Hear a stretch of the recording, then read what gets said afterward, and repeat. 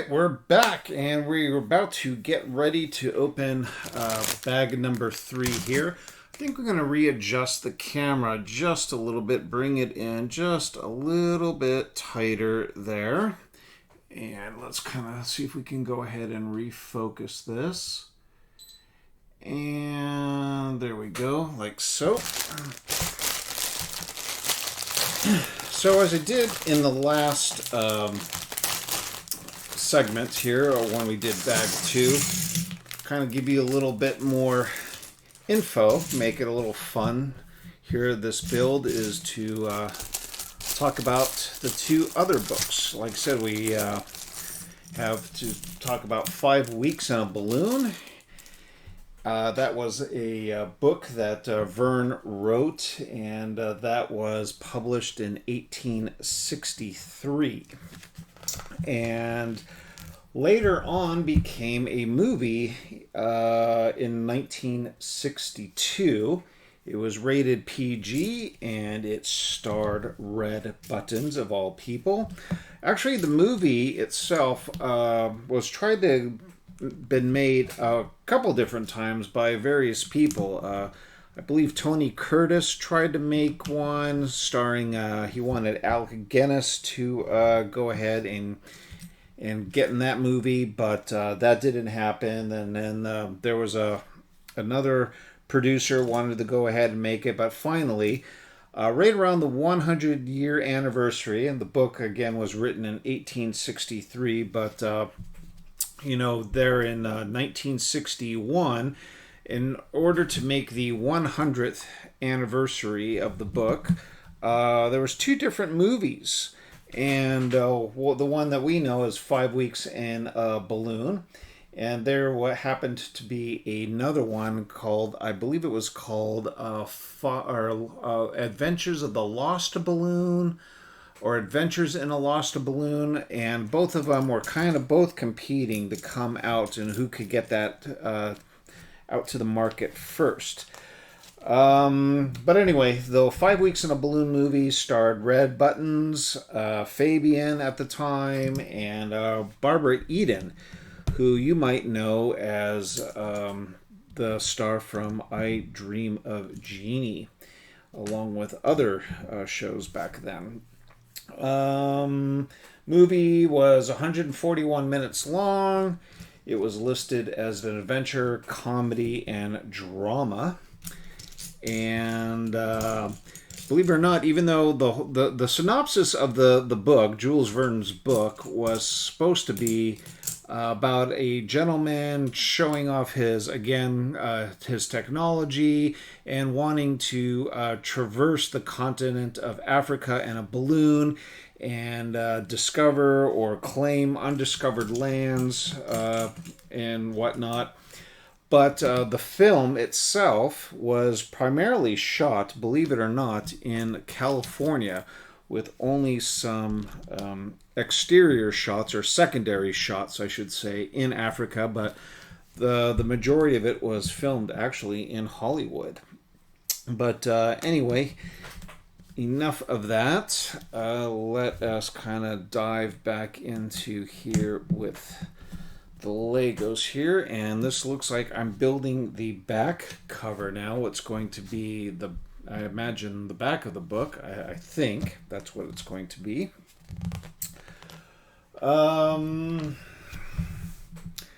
So I've never been in a balloon, hot air balloon myself. There is a park here not too far from where I live in Irvine called the Great Park, and they have a balloon that is actually tethered to the ground on a long cable, and you can kind of go up into that balloon and get a bird's eye view, or a very good panoramic view, if you will, of the surrounding Orange County. And it looks like, oh, here it is. I was kind of looking for another rounded piece here. I'm going off these instructions. But I haven't done that. Apparently, I don't know if it's free or not. I have heard, at least in the past, it was free. But the 1 or 2 times that I've been to the Great Park in Irvine, the line has been so long that I just have never done it and haven't even tried the last few years. Probably the closest thing I ever did is years ago, a theme park out here, Knott's Berry Farm, used to have this parachute ride, and it was actually you stood in a cage, and then a cable would draw you and up. I think up to 3 people, maybe 4. My memory's a little hazy on that. 4 people would go up in this cage, and you would go up, like something ridiculous, like 20 stories. Might have been a little bit higher. I don't know. And you get a panoramic view there, and then they would release you, and of course this big parachute would kind of like glide you back down. That was an operation for quite a few years, but I want to say, I don't know, 15, 20 years ago, they closed that ride down, and it's now something completely different. I couldn't tell you what it is off the top of my head.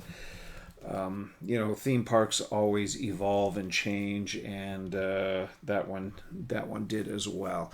Okay, looks okay. I'm trying to find pieces here while I'm talking. So would I go in a hot air balloon today? Yeah, I would try it. I think. I'm in all honesty, I'm a little scared of heights. I'm not the biggest fan of heights. I think that I would go, but I would be very trepidatious about it.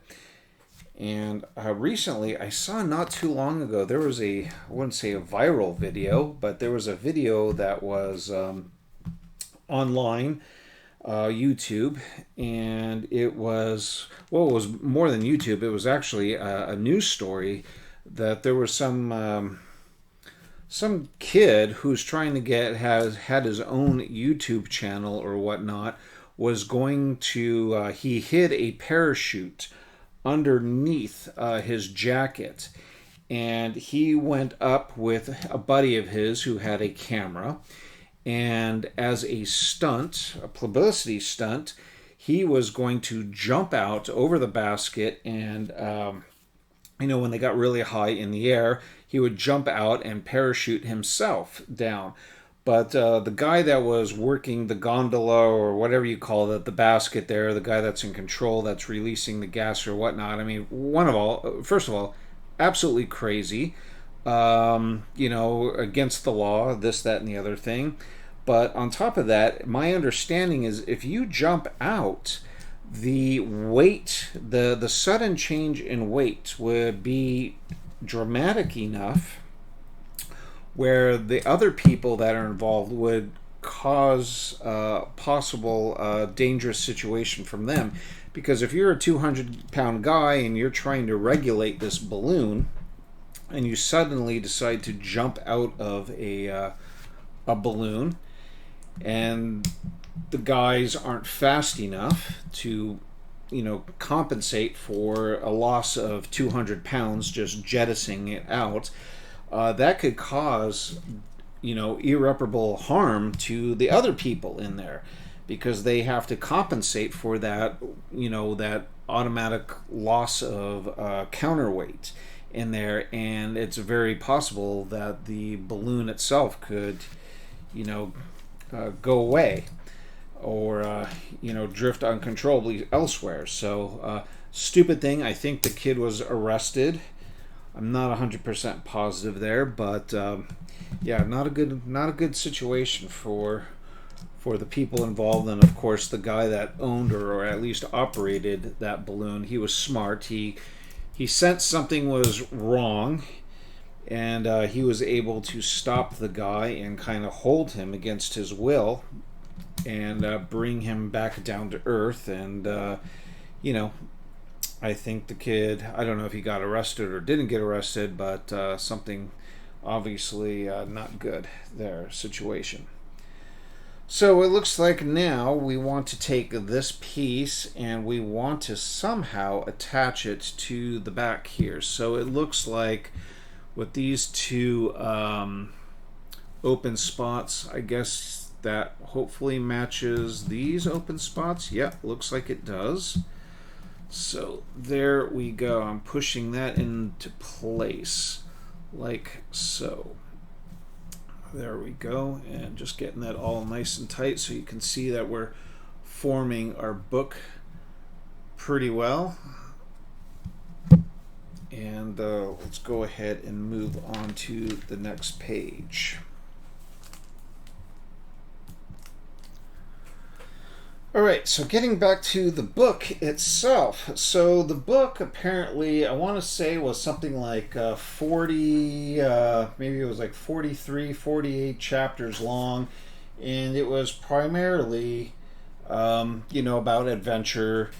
Of course, by that time, Jules Verne had, had kind of got his formula of how he wanted to write his books. And apparently, a lot of plot twists, a lot of adventures, and at the time, after people wanting to visit Africa in the around that period of time was very, very popular, and so it just captured the imagination of readers of books. And apparently one portion of the book was really about to explore the source of the Nile River itself, and where finding the protagonist was going to link up with the other explorers, and kind of talk with the natives, and et cetera, and so on and so forth like that. But the inventor of the balloon himself, I guess one of the things was he had, apparently the protagonist there, he was a professional hunter. He wanted to travel the African continent via balloon, and he wanted to fill his balloon with hydrogen, and he was going to somehow make this trip much faster than other people traveling in balloons, or at least they didn't have to release gas like other balloons at the time, so he could cover longer distances and faster. But in all honesty, I didn't read the book myself, so that is something that maybe after building this, and maybe I should go look at those movies myself, kind of check them out. Hopefully they still hold up. I mean, I really do miss movies, those family type adventure movies. I mean, these were kind of like voyage, like the Sinbad voyages, and kind of before Indiana Jones, kind of that same vein. It was, popcorn movies, getting a little bit of comedy, a little bit of drama, a little bit of adventure, a little bit of mystery, all that kind of stuff. And the things were clean, and of course special effects weren't what they are today, but the audiences kind of didn't really care. It seemed like they were really about the story at the time, and I think we're missing that a lot today in cinema. Some of that innocent things, some of that innocent spirit of adventure, and things that don't have to be overly violent and overly complicated. And let's see, what are we building here? It looks like we're building the front part of the page. It looks like this is where we're going to stick the sticker on here eventually, which is going to have the Jules Verne name on it here, as I figure this out a little bit better. It's kind of weird in this picture here. Now, these are clearly white. This here to me looks slightly gray, but all the pieces here are white. So I don't know if it's just artist interpretation, or they're trying to show a little variation there. But now we're going to go ahead and apply this sticker, Jules Verne, and boy, try to get this as straight as I can on camera. Let's see if I'm right about even. I think that's Yeah, that's about right. I'm a little off, but it's not. I got it all on the one tile. It's a little bit off to the left, more so. I'm not 100% centered, but we're only off by about a millimeter or so, so I guess that's okay. So we're going to go ahead and mount this piece now right up into the front. Okay, so that makes part of the edge of our book. And now I can see this is going to be the ocean here. Obviously, it's got the darker blue color. And well, make sure I'm not missing anything. Oh, yep, we've got 2 more pieces that are going to go. Kind of missed that earlier. So these 2 pieces are going to go right in here. And let's get that sticker out of the way. And next, I'm going to add these L-shape things to hold stuff in place. And we're going to add 2 more of these to the front.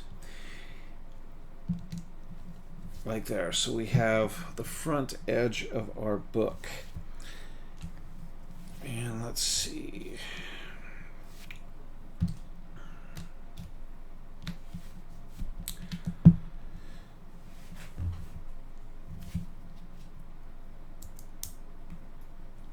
So obviously this is going to be probably the same concept, but just on this top up here that I'm going to add the edge of the sky, I imagine. So let's get kind of building out that border with these pieces here. And for those wondering what page I'm on, I am on page 56 right now. We're about almost 3/4 of the way done. So it looks like all the fun stuff is actually going to be in the next bag. That would be bag number 4, where we're going to do the train and the balloon and the Nautilus there. And we'll go ahead and talk a little bit about the Nautilus in the next section there. But speaking of back to the balloon, I want to say they gave it a name actually, and I can't remember what the name of it was, but it was like a gondola, or the gondola itself, the basket portion of it was apparently like a kind of a unicorn.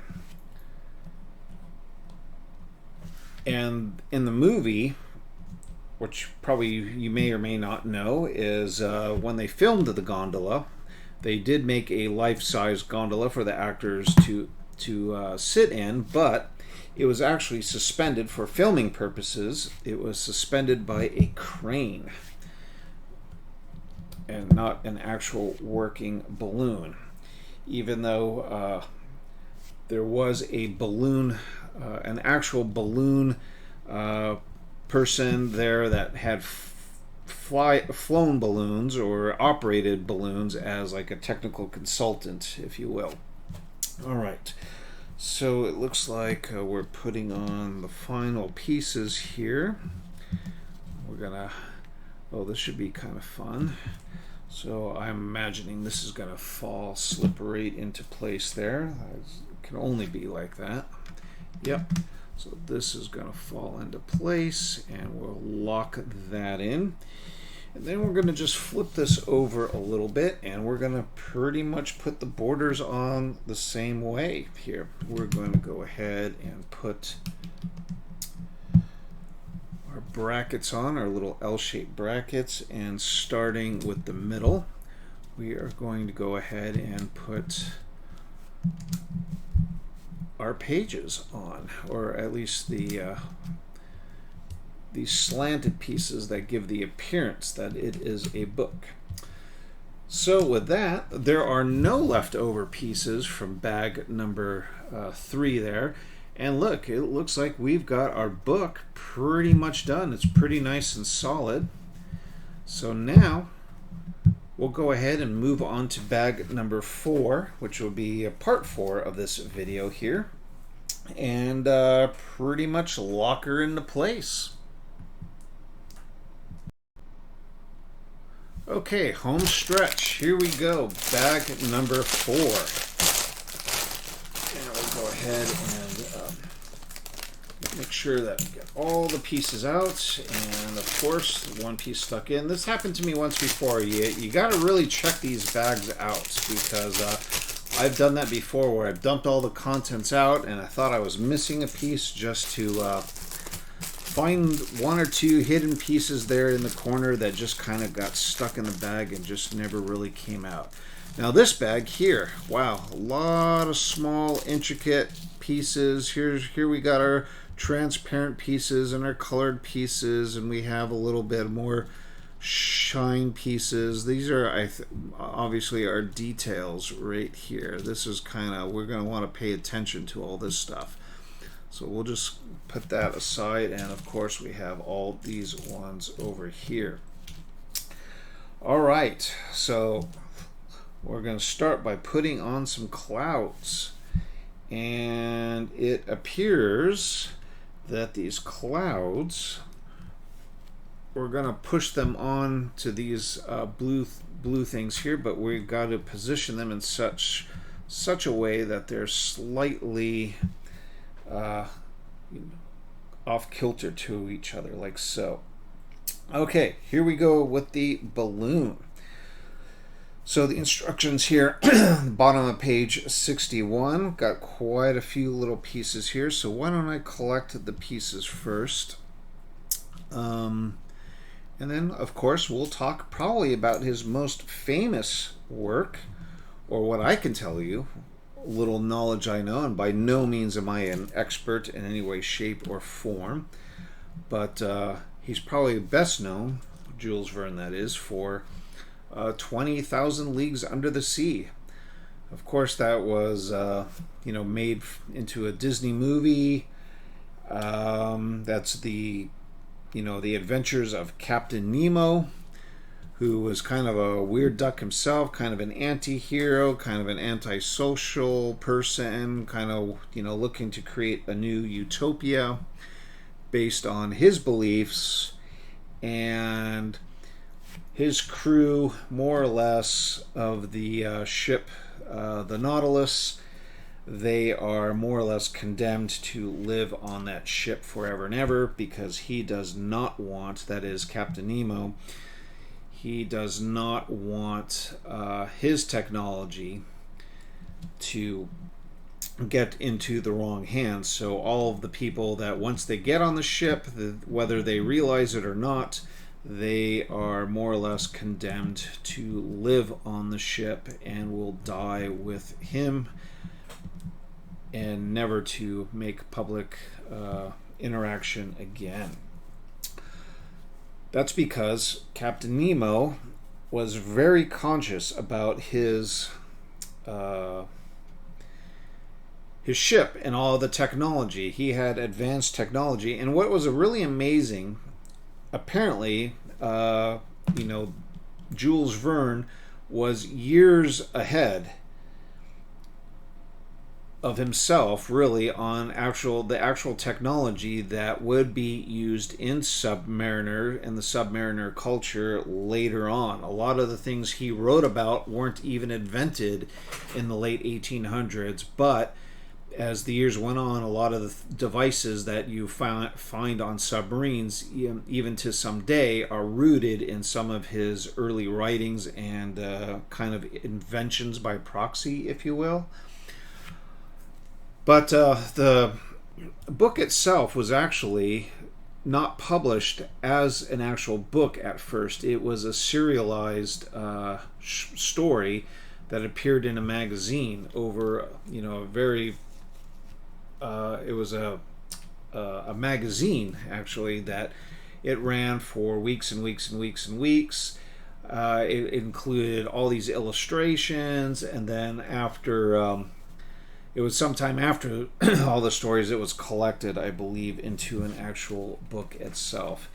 And it, obviously captured the hearts and minds of, storytellers and youth. And again, going back to the adventure, if you will, of the time, people just, fantastical stories. Now, it's said to believe that Jules Verne actually based the model of the Nautilus on his personal exposure to the French submarine. I want to say it was called Plongeur at an exposition there in France in 1867, which kind of inspired him to do the writing for the book itself. And I imagine a lot of the ideas came from there. Let's see, what do we got here? We have one of these. It looks like we're working on the train track right now. So we're gonna get, okay, both of these pieces.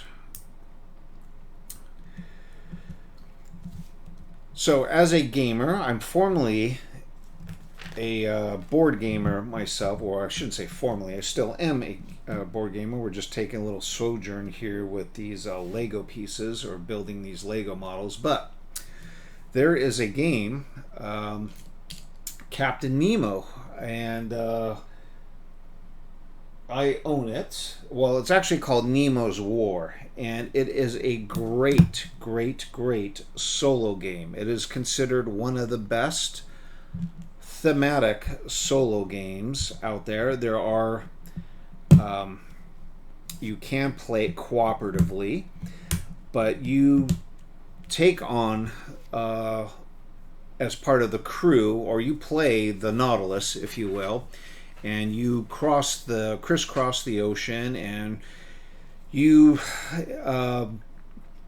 basically try to score as many victory points as you can in a limited set of turns. Off the top of my head, I can't remember the name. Depends on what difficulty you play on. There's an introductory level, kind of a medium level, and then of course a challenging level. And the game does get progressively harder as you play. But you're in the Nautilus, you're Captain Nemo, you have a crew, you have a bunch of people that are, auxiliary characters, if you will. And with a pair of dice and a map of the world, you're going to go ahead and traverse all the seven seas in seeking of adventures and treasures and political things. You're going to sink ships. You're going to come across, wonders of the world. You are going to sail under, the ice caps while trying to control your ship. And as the game goes on, you're going to have chances to upgrade your ship, because as the game gets harder, you're going to need some things to help maneuver, actually. So try to get through the game, and of course that comes in by sinking ships or scientific discoveries, and then you're going to be able to buy new things. And every game is different, because you have the chance of buying these upgrades, but every time you play the game, you select different upgrades from a starting deck, so you're not necessarily guaranteed the same what am I trying to say? The same upgrades in every game. And it's just a great game. It does take a little bit to set up. I would like to play it more often than I actually do. For those that know the game, what's the game I'm trying to think of off the top of my head? It would be kind of challenging, kind of like Mage Knight. So if you ever look up a game called Mage Knight, I don't think it's as hard as Mage Knight, but it is definitely a little bit more challenging. And okay, I see what I did wrong here. I put this piece, these train tracks, if you will. Oops. I have to move that over because the pieces weren't locking in correctly. So this is gonna look like rails of the train. That's gonna, and boy, when I built Legos as a little kid, I remember these pieces. I'm glad to see that these, this is black. I had other more primary colors, but it's good to see that that has lasted so many years. I mean, that's got to be 40 years for me.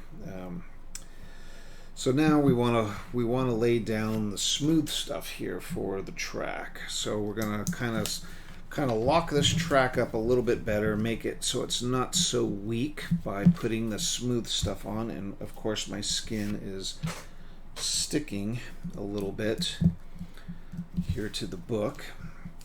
So I'm just plugging along here, looking for some of these smooth tiles here, these 1x1s.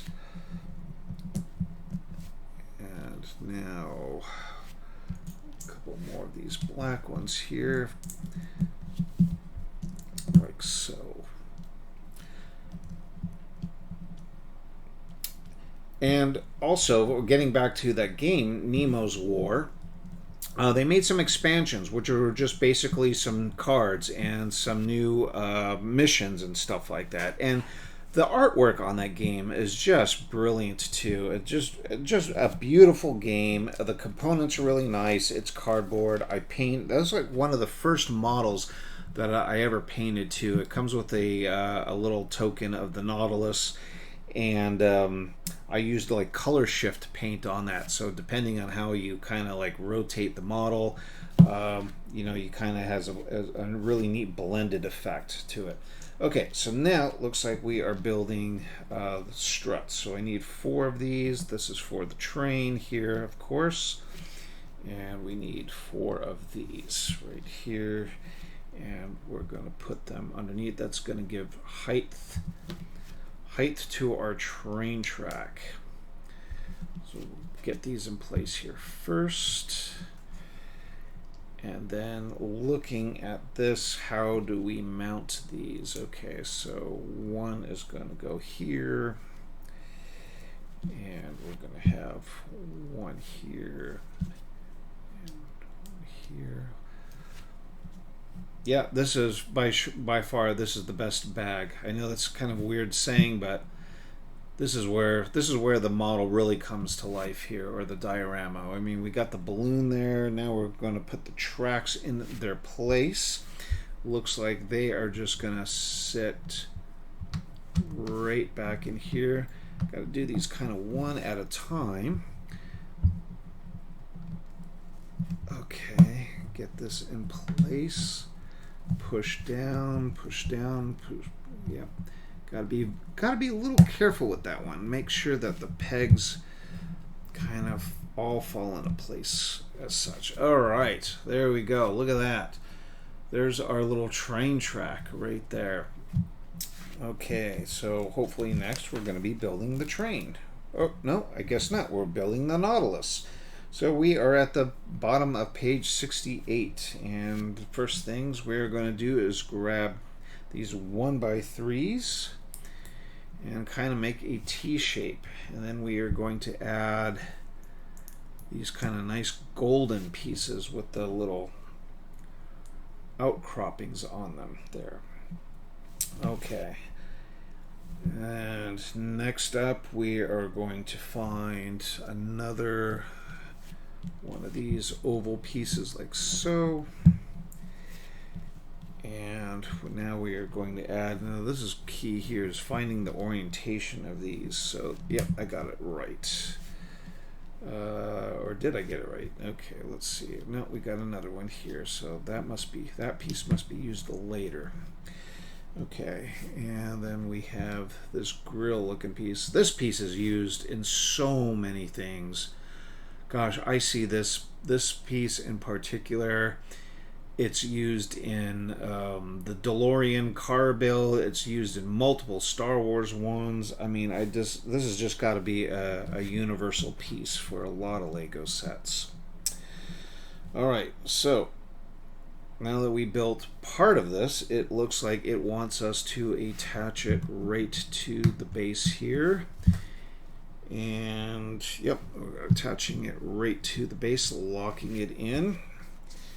Turn the page and see what we've got next. Oh, looks like we're building the propeller section of our submarine. So, well, there's a propeller there. And we definitely want this. And we're going to push said propeller into the back of this piece, like so. And we're going to use this as the tail. And we're going to use this really nice fancy gold piece, it looks like, as more of the tail section. Kind of some flair, if you will. And that is going to pop right onto the back, like so. All right. Now we're going to go ahead and build, it looks like the front of the sub. So we're going to use this piece here, and now I have to find these two gray pieces like that. And they're going to turn outward, and we're going to use these clear blue translucent pieces. Look like these are going to be portholes, or the front of the sub, the eyes, if you will.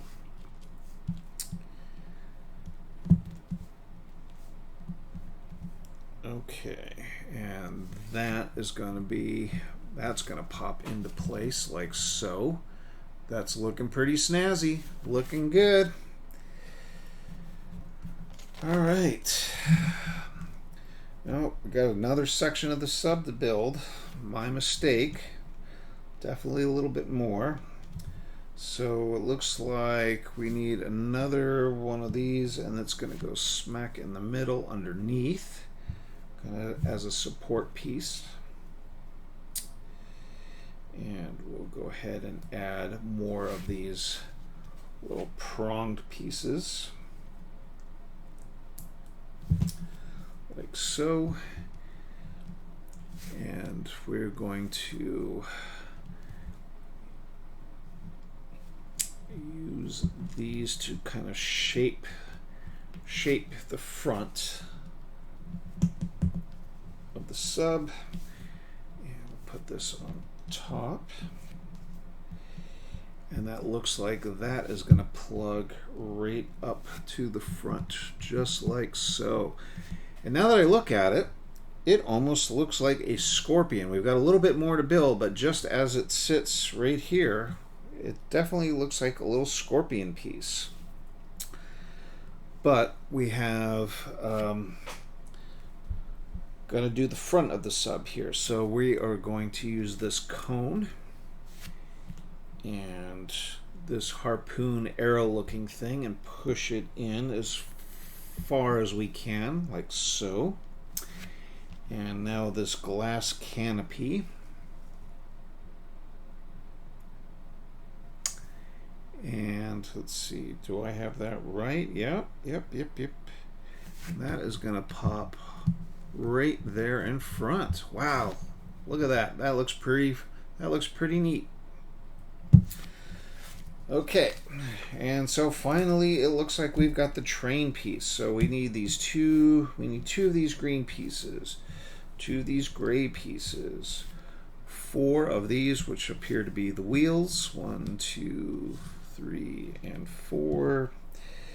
And it looks like we're doing the back side of the train first. So we need, how many of these? We need 4 of these. 1, 2, 3, and 4.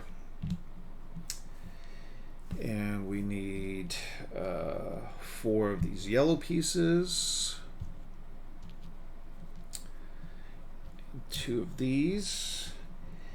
And now we're going to go ahead and build the cars out. So I'm going to put 1 on each end. We're going to do this 2 times, so I'm going to repeat this process twice, 1 step at a time here.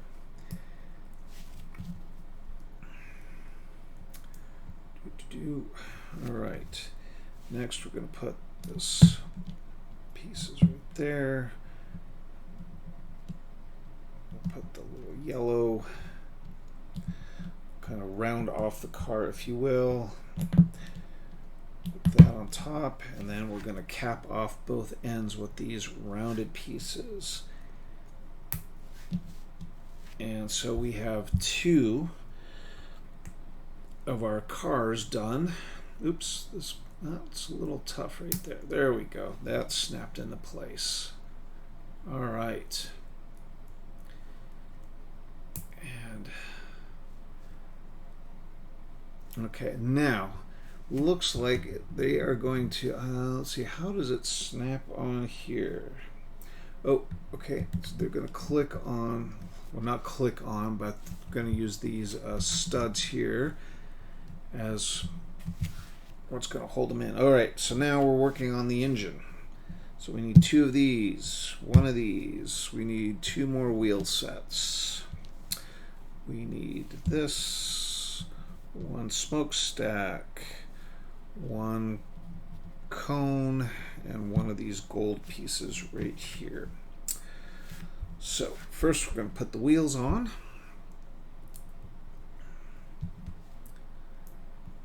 Like so. And we're going to put this 1x3 oval piece on. It's going to kind of start the cab, if you will, or the engine compartment. And then we're going to offset that by putting on this other 1x3 oval piece up front. And this caboose, or not caboose, cabin, if you will, I guess cabin housing. And we're going to take a piece, we're going to turn it upside down to make the smokestack. And of course, we are going to put our smokestack in. And we're going to go ahead and push that into place. And yep, push that into place. And it is done. We are done. So we'll do a close-up there in a second. We've got Jules Verne. We could just have him, I don't know, maybe for illustration purposes, we just have him standing right there. And of course we have some leftover pieces, which is kind of neat. Look at, we got quite a few leftover pieces there, which was weird because in bag 3 we had no leftover pieces, and in bag 4 we had plenty of leftover pieces. So there we go. There is our diorama. 351 pieces. I don't know if these are extra or if that's included in the 351. I'm assuming it's not though. But this is set 40690. We'll do a close-up here in a second. We'll get maybe another camera out and kind of give a closer look. But man, that turned out really cool. Now, if I were to say anything about it, it might be these little L shape here. I might have, instead of these like stud pieces, I might have wondered why Lego didn't provide the smooth L-shaped pieces, because they make them. They're used in other sets, so I don't know why these have some texture on them. Unless, I don't know, maybe if they ever made a bird or something like that, maybe it'd be kind of cool to tack on a bird piece if you could.